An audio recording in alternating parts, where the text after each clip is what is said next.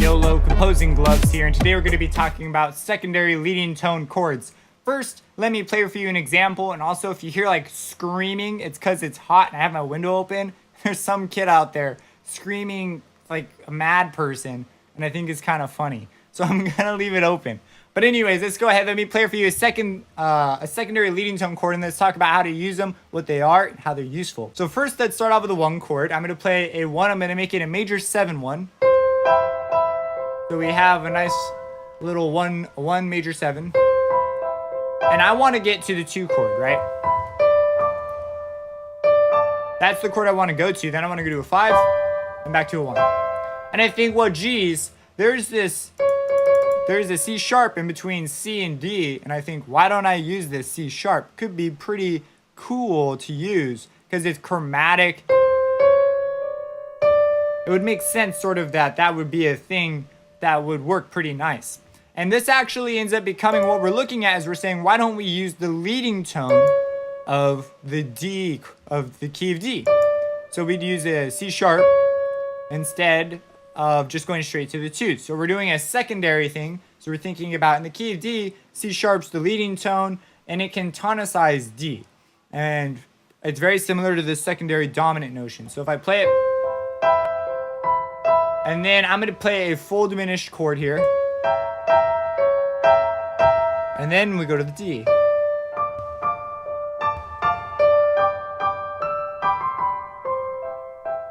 So if I were to like maybe be a little like, you know, let's write a little thing here. So if I go in,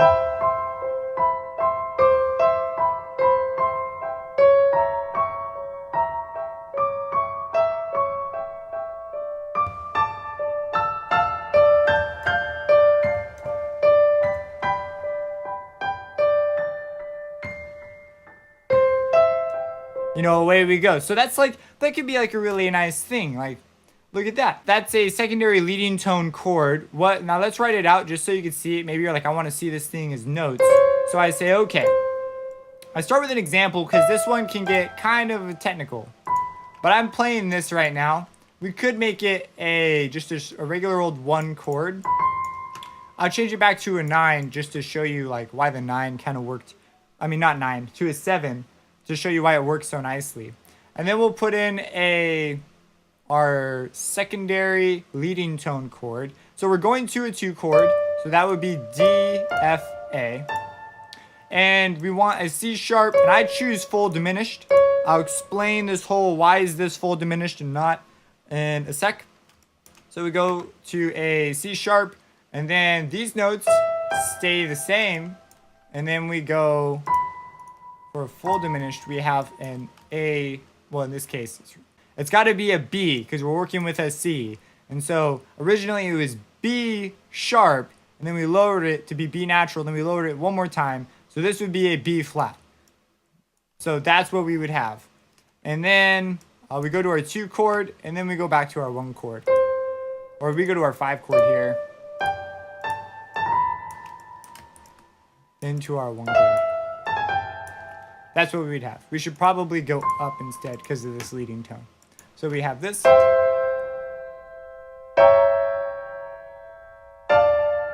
So this right here, this sounds like a resolution.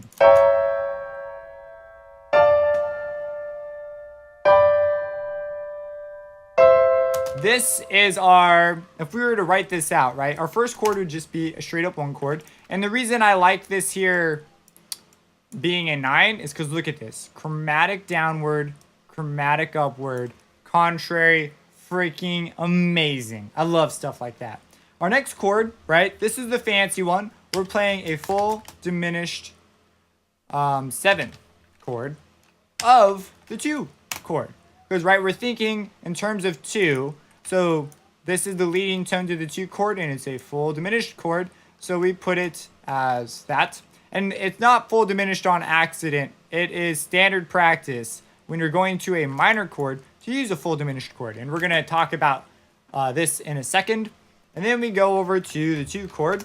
Now, this is something I haven't said in previous videos, but I should mention. Just because it's a secondary function chord doesn't always mean you're going to go to the chord in the bottom. I've been saying it is, but there's this case, there's non-functional harmony. So right now we're working with functional harmony. Functional harmony is going to do this.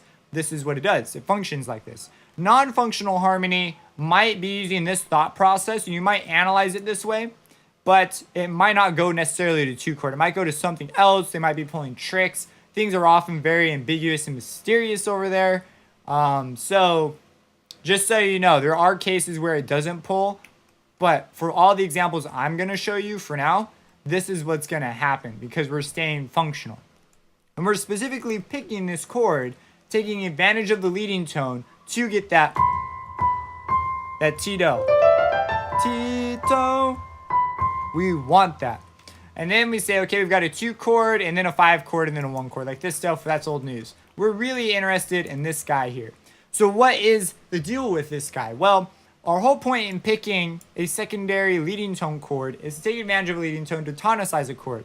Similar to how a dominant 7 chord, so if we pick like a 5-7, the dominant 7, or the diminished chord, both of these have the ability to tonicize. And the reason why they tonicize so well, like have you ever wondered, why does the 5-7 chord fundamentally pull to the 1 chord so strongly? Let's take a look. If I write out a 5-7 chord, let's put a G7 in. So this would pull to the 1 chord. So if I put a 1 chord here, it's going to sound like we resolve, right? Like this is old news. The reason it does is because in the C major scale, there's a tritone built up. And this tritone is the cause of the push and pull, the consonance and dissonance that the major scale is built around. There's actually criticism saying the major scale isn't the most consonant scale. It's actually the Lydian scale. But that's the discussion we would, or the Lydian mode, I should say, Lydian scale. That's a discussion for another day. But basically, we see here and we say this B and this F, that is the naturally occurring tritone. It's diatonic to the key of C, and it forms this pull to resolve. When we have just like a G, B, D, just a regular old 5 chord, we still have the leading tone, and that really pulls pretty strongly. And the D wants to resolve up to the E. This is dependent on whether or not you're going up or down. It's like how you're using it. But when we add in that 7, our ear is clued in. There is a dissonance occurring within this chord that wants to go to the 1. This is considered nowadays, it's considered very slight. Back in the day, this was like dissonance, man. This is not good. Can't have stuff like this just running around all willy-nilly. There were very specific ways people were taught to deal with this and how to resolve it. We've even discussed a couple of them. So now we say, all right, that's why that works so well. And if you remember, if we build just the diminished chord in C, all I have to do is this. It's really the same chord, right? B, D, F forms the 7. And the 7 chord is just like the 5-7 without a root. This, however, has massive usefulness outside of being basically a 5-7 with a phantom root. It's got some incredible abilities to pull up, like we're taking advantage of here. So it because it's built like this, though, it highlights the tritone without the need for the G. It has the ability to play a dominant function. So this is pretty cool. It's kind of like we've cut down the notes that really matter. I mean, if we wanted to, I guess, we could just look at these and resolve those. And it would work really well. Now, there's one other thing I need to mention here that I am forgetting to mention. I remember it, and that kid is screaming again. It is because the thing I wanted to tell you was that because this is built on a tritone, it's unstable, and we generally call on secondary function chords to modulate temporarily. Some people call it an artificial modulation. I believe that was originally talked about that way by Schoenberg. He called secondary dominance artificial dominance because they're basically fake dominants, and they're basically tiny modulations. We talked about that a lot in the last video. So here, because it's built on the tritone and it's unstable, we do not resolve to this. So you generally do not have secondary function chords of this. Like for example, you wouldn't have a 5 of a diminished chord. And the 5 of 7 is like an especially weird case because the 5 of 7 is, this is basically a 5-7 chord. So these oftentimes end up being each other. But if you had like in the minor key, right, we have a diminished 2 chord. And so because this is unstable, you generally wouldn't have this. You could totally have it the other way around though. Because it's unstable, it makes great to make as a resolution to something. Like, I don't know, a diminished, now you wouldn't have a, you'd have diminished 7.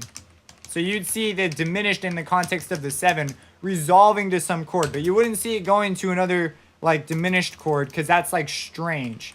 There might be some cases, but in general, we don't do that because it breaks harmony in a way, which can be a good thing. Maybe you're trying to break harmony, be all non-functional and stuff. So that is something I wanted to mention here, just in passing. So you're going to see some things that simply don't appear, especially as you go looking around at other articles and stuff, for that reason. So let's go ahead, let's jump over, let's talk about constructing these in some general rules. So I have over here the 5-7 and the 7, and these are the 2 chords, right, that we use to tonicize things. That's why they work so nice. And they introduce some pretty nice fluid chromatic movement, especially in this case. So let's go ahead and talk about the cases here. Now we have the major case when we want to go to a major chord, and the minor case when we want to go to a minor chord. And I want to stress that we're thinking about the chord that we're going to. We're not thinking about the key. So, for example, if I think, what is the 7 of the 2 chord? I don't think of D minor, because I'm thinking, well, the 2 chord here is minor, so I'm going to consider our minor case. I'm not going to consider the key. I'm going to think of the leading tone as C sharp, because that's the T do. That's what we're trying to take advantage of. If you think of the minor key, right, we'll have that lowered 7. Won't make as much sense. You could say you're thinking of the harmonic minor scale, but that's like broken for a different reason. I'll go ahead and quickly quote it. That way, don't forget to talk about it. You won't see like a diminished 7 of 5 in the minor mode, because we raise the 5. It's not really the minor mode. It's the harmonic minor scale, but we're thinking like the lowered 3, 6, and 7. And we've artificially raised the 7 to become a B natural. And so you wouldn't actually see this. So anyways, I talked about it. There it is. Just so you know, that's why that's not really there. So I'm going to write out these 2 cases. These are just the common best practice, or not best practice, but most common practice. So in the major, right, our leading tone is just a diminished 7, right? So we can have that. We can also have a full diminished 7. If you're weak on building these, recall that a full diminished 7 is just a diminished chord with a diminished 7 on top. And then we have a half diminished 7, which is a diminished chord with a minor 7 on top. So it's like a picture like a dominant 7, only instead of a major on bottom, you have a diminished, if you're really confident with dominant 7 chords. Now in the minor, kind of different. We can have the triad again. That's still chill. I know these seem like just sort of arbitrary rules, but these are just kind of like best practices. And a number of these chords just don't exist in minor, similar to how the 504 is really just a 1 chord like we talked about in the last video. Similar deal can take place here in many cases. It depends on context, okay? It's confusing at first. And then we also have full diminished 7 chords. It's nearly always full diminished 7 chords. Like that's what you're going to see. You're going to see full diminished 7 chords if you're going to a minor chord. So if you look here, I picked a full diminished 7 chord, and look at how well this worked out. We get this nice chromatic movement. We had a half diminished 7 chord. That could sound, that could sound cool.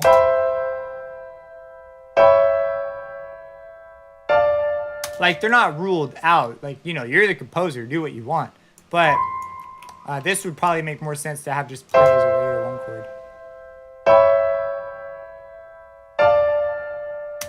But I really like the chromatic. You'll see this.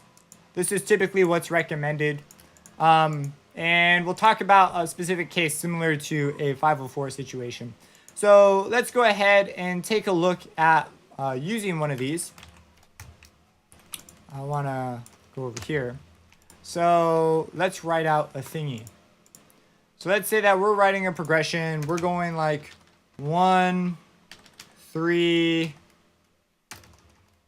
We'll keep the 3 minor to a 6, to a 2, to a 5, to a 1. Well, what the heck? We'll have some fun with it. So we'll go 1, 3. We'll go down. Look at that. That's nice right there. And then we'll go to a 6.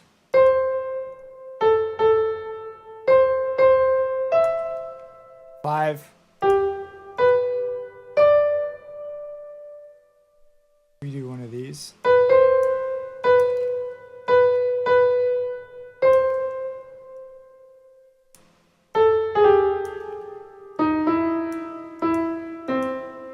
Kind of want to add in the bass there. I don't know. That could be cool. So we have this sort of downward thing. That's our 3, 6. Oh, you know what? I think I skipped straight to the 5. Let's do the D minor. Oh, this will be even smoother. And we'll keep the D where it is, and we'll go up to the B there, and this will go to the G. We'll get this. So there you go. We have our 5. I wrote in a 5 sus. That's what I was looking at doing. I'm really into that recently. So, okay, that's what we have. Now we say, can we use some leading tones, chords, to make this a little more interesting? Let's see here. Well, let's see if we can smooth out this here. So what is this? This is our 6 chord. So let's go in front of the 6 chord, and it's a minor chord. So that means we're going to consider the minor case. And we say, all right, in the minor case, we have those are options. Now the diminished triad, that's always going to work. And building diminished chords pretty, should be pretty easy. So let's go ahead, let's do the full diminished 7. So let's say, all right, we're going to do a full diminished 7. I'm writing full diminished so you know that there's got to be a 7. I'm not adding on like the 7 because then it's like 7 Roman numeral followed by a 7 as a, I believe that's the Arabic notation for 7. And then this is of the 6 chord, right? And then we're going to 6. So let's make some room. We say scoot over here, A minor. We are going to tonicize you a bit. That's the whole reason we're picking this, and it's pretty smooth. So then we say, all right, what is the leading tone of A? And we say, well, that's G sharp. So we put a G sharp, and since it's a minor chord, when I was new, I emphasized this because I kept thinking key, and it was confusing me. I wish someone had emphasized chord more. So we're going to have a G sharp, and we're going to have these. So we're building our, go down an octave. We're building our diminished chord, and then we want a diminished 7. So, right, we say, well, a full diminished 7. So now we're saying, what is the 7 of this 7? Because that's what we want to build. So we say, well, the 7 to G sharp would technically actually be an F double sharp, but we're going to ignore this. That's one of the fun things too, when you see double sharps, double flats, pop up a lot more with full diminished chords. They're a lot more common there. So when you see them, chances are they're part of some sort of secondary function with a full diminished chord as a leading tone function a lot of the time. So we say, all right, well, in FL Studios, it's telling us it's a G, but we really know it's an F double sharp. So we put in our F double sharp, and then we say, well, this is the major 7. We go minor 7, full diminished 7. We wind up on an F. It's kind of nice. It smooths out the double sharp for us. And we would get this. Oh, that's man, I love this stuff. So let's play that.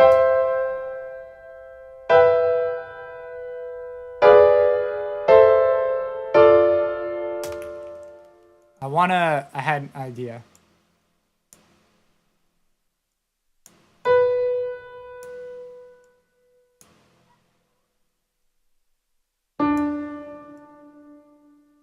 I'm omitting the root. Let's see how that goes.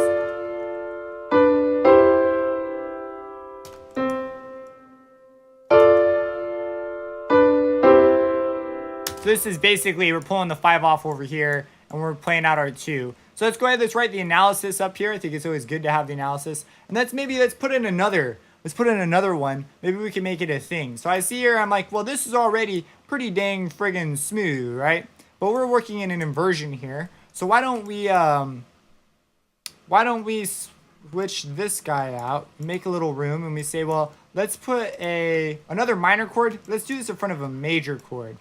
Is there a chord in here we could swap out for a major chord pretty easily? Well, here's a major chord, and the major chord says we could use these options. We could do full diminished, half diminished, or the just regular triad, the regular old just diminished 7. Let's take advantage of let's do the half diminished 7. So we'll go to the 5 and we'll say 5 of, and since we're in a major key, it's going to be fine. Now, this is where the key thing comes into play. So for the key, this is where we are going to use, if we're in a minor key, then the 5 won't really occur because it's not really in a minor key. But if we're in a major key, the 5 really is major. So we would use the half diminished case. In the minor key, if you had like another major chord, like a 6, you could use a half diminished case and it would work out fine. So it's the whole chord key thing. It's up in the air. It's mysterious kind of thing. So let's go ahead and come to the 5 chord. And let's, instead of doing the thing I wrote in here, let's do one of these. Let's get rid of the 2 chord entirely. And because I think it's just going to get clunky and in our way. And we'll put in a 7 half diminished. We say, all right, 7 half diminished of the 5 chord. So that's what we're going to type in here too. Half dim 7 of 5. It's going to go over here, honorary spot. So we write in our 5 chord. And we say, general voice leading 2 with this is whatever way your 7 resolves. So over here, right, we have the A, and the leading tone of A is going to resolve to A, and then you generally want to try and resolve all your other voices opposite that. That usually works out best. Or if that's confusing to you, just go for whatever is the smoothest. But you see here, this voice goes down, this voice goes down, this voice basically drops out, or we could see it going up, and this voice goes up. We're just trying to avoid parallel things. And this is really for half diminished chords. The reason why full diminished chords are so great is because notice there's no octave, and because it's built on a tritone, there's no perfect fifth. So you can't have parallel fifths or parallel octaves. It's great. So this is a very easy chord to work with. Over with the half diminished, we need to be a little more careful because it does have that perfect fifth in there. So we're gonna say, okay, the leading tone to G is F sharp. So we put in an F sharp, and we want a minor chord. And then we want the 7 of F sharp, right? So that would be an E sharp, even though it looks like it'd be an F. We know it's really an E sharp. And we lower it 1 because we want the half diminished. And if we wanted a full, we'd lower it 1 more, which is a valid move. And we say, hey, this looks a little different. Let's go ahead, let's move this guy up. And we notice this one goes down, this one goes down, this one goes up. And again, we sort of have this strange middle guy we're not going to worry too much about right here. And we'll bring this C on up to make things a bit smoother. And we get our T do here. We don't want to leave our T do's hanging around, right?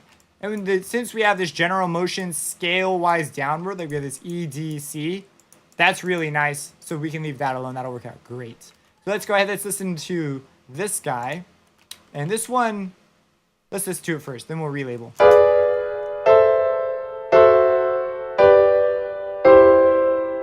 We got a really different vibe now.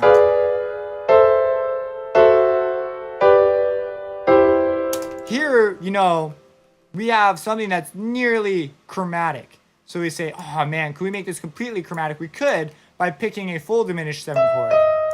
So with a full diminished 7 chord, we get that chromaticism.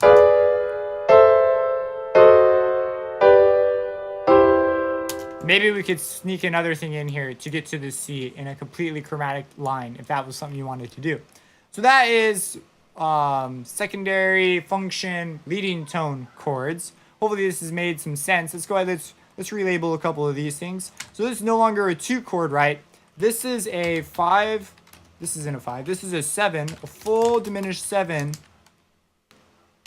of, what is it, 6, a minor 6. This over here is not that. This is just a 3 chord. This is over here is a 6th chord. Let's write that in. In general practice, there's different ways to write minor stuff.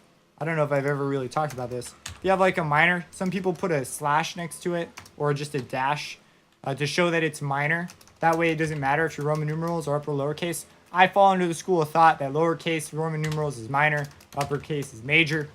May vary. So yeah, we got a 1, 3, a full diminished 7 of 6 going to 6, and then a half diminished. Well, in this case, we've changed it up to fit our little plan. So now we have a full diminished 7 of 5 going to a 1. And we're leaving out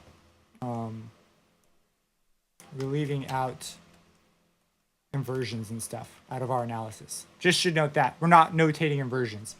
All right, so we have all this stuff. So let's do a quick recap, and then I want to talk about a special case.